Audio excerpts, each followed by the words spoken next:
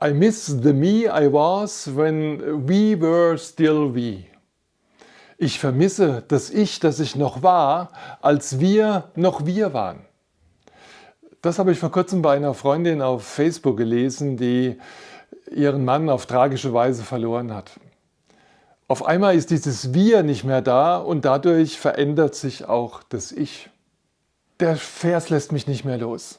Ich denke immer wieder darüber nach, dass wir als Menschen ja wirklich dazu geschaffen sind, dass unser Ich sich formt und prägt im Miteinander mit anderen.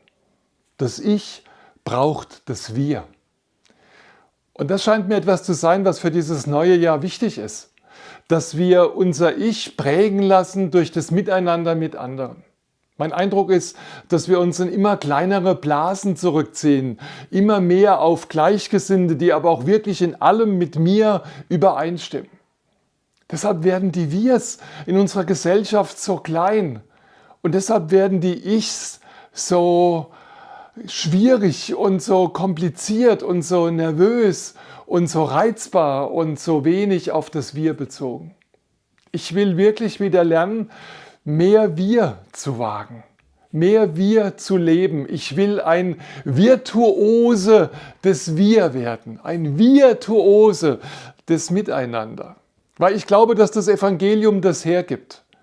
Wir feiern an Weihnachten, dass Gott Mensch wird, dass er zu uns Menschen kommt, um zu bleiben, um unser Miteinander zu prägen und zu bestimmen. Wir sind als Christenmenschen die das Wir sozusagen in die geistliche DNA gelegt haben. Es ist unsere Blutgruppe.